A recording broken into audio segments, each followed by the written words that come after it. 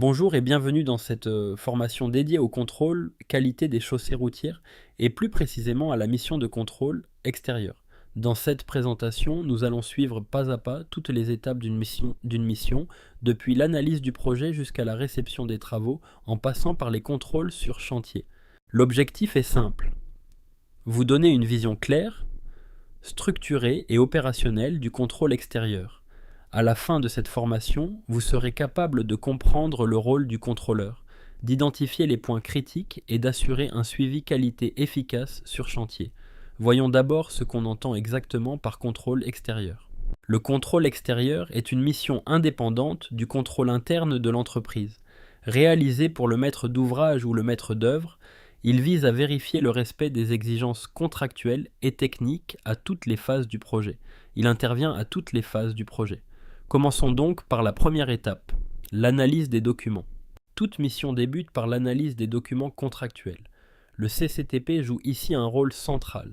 Il définit les matériaux, les performances attendues et surtout le plan de contrôle, y compris la fréquence des essais. Ces éléments constituent la référence pour toutes les vérifications à venir. Une fois cette base maîtrisée, on peut intervenir dès la phase de consultation. Deuxième étape, l'évaluation des offres. Le contrôleur examine les propositions des entreprises, compare les variantes techniques, les prix et les délais, et formule un avis argumenté pour aider le maître d'ouvrage à choisir l'offre la plus pertinente. Une fois l'entreprise sélectionnée, on passe à la phase d'analyse des documents. L'entreprise transmet pour validation l'ensemble des documents nécessaires, notamment le plan d'assurance qualité, PAQ, les fiches techniques des matériaux ainsi que les formules d'enrobé.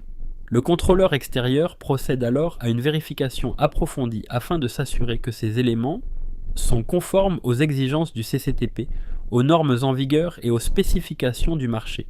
Cette étape d'agrément du PAC, des matériaux et des formules de fabrication est essentielle, car elle constitue une condition préalable au démarrage des travaux et garantit la qualité future des ouvrages. Avant le démarrage des travaux, il est indispensable de vérifier l'ensemble des moyens de production. Cela inclut notamment l'agrément des centrales d'enrobé, le contrôle des équipements ainsi que la vérification des prédoseurs. L'ensemble de ces dispositifs doit être conforme et pleinement opérationnel afin de garantir un démarrage du chantier dans des conditions optimales. Les planches d'essai permettent de tester en conditions réelles les paramètres de mise en œuvre. On ajuste le compactage, les températures et les méthodes jusqu'à obtenir des résultats conformes. Une fois validés, ces conditions deviennent la référence pour le chantier. On peut alors démarrer les travaux avec un cadre maîtrisé.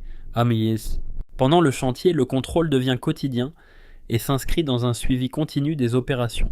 Le contrôleur extérieur assure une surveillance à la fois de la fabrication et de la mise en œuvre sur site.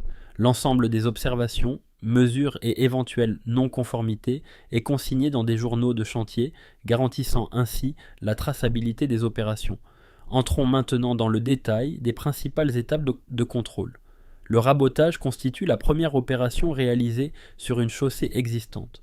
Le contrôle porte sur la qualité du fond de rabotage, sa planéité ainsi que sa propreté. Une attention particulière est portée à l'absence de défauts, zones polluées, matériaux dégradés, irrégularités, car un support mal préparé peut compromettre l'adhérence des couches supérieures et à terme la durabilité de la structure. Une fois le support validé, on procède à la mise en œuvre de la couche d'accrochage sur un support en enrobé ou à une couche d'imprégnation dans le cas d'une grave non traitée, GNT. Cette étape est essentielle pour assurer la liaison entre les différentes couches de la chaussée. Le contrôle du dosage du liant est alors effectué à l'aide d'essais spécifiques, notamment les essais à la moquette. En complément, un prélèvement de liant est réalisé afin d'effectuer des analyses en laboratoire et de vérifier la conformité de ses caractéristiques. L'uniformité de la répartition est également contrôlée, car une application insuffisante ou hétérogène peut entraîner des défauts d'adhérence et des désordres futurs. On passe ensuite à la mise en œuvre des enrobés qui nécessitent un contrôle rigoureux. Celui-ci concerne notamment le compactage, car il conditionne directement les performances mécaniques et la durabilité de la chaussée. Le contrôle de la densité est donc indispensable afin de s'assurer de l'atteinte des objectifs de compacité fixés par le marché. La densité est contrôlée à l'aide d'appareils comme le gamma pour des mesures rapides. Cependant, ces mesures doivent être vérifiées par des carottages et des pesées hydrostatiques qui constituent la méthode la plus fiable. Cela permet de garantir la fiabilité des résultats. Le plan de contrôle défini dans le CCTP précise les essais à réaliser ainsi que leur fréquence. Dans ce cadre, les contrôles permettent de vérifier la qualité des travaux à différentes étapes.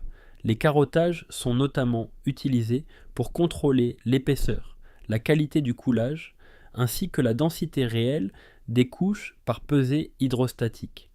Pour les couches de roulement, des essais PMT sont réalisés afin d'évaluer la rugosité, ainsi que des mesures d'UNI avant et après travaux permettant d'apprécier la régularité de la chaussée. L'ensemble des données est rigoureusement tracé à travers les journaux de chantier ainsi que les procès-verbaux de fabrication et de mise en œuvre. En cas de non-conformité, des actions correctives sont mises en place, puis suivies et validées, afin de garantir le respect des exigences du projet. Enfin, une synthèse finale est établie afin d'attester de la qualité globale des travaux et de leur conformité aux prescriptions du marché. En conclusion, le contrôle extérieur constitue un élément clé pour garantir la qualité et la durabilité des chaussées. Il repose sur une démarche structurée allant de l'analyse des documents techniques jusqu'à la validation finale des travaux. Une bonne maîtrise de ces différentes phases permet de prévenir les défauts et d'assurer la conformité des ouvrages réalisés.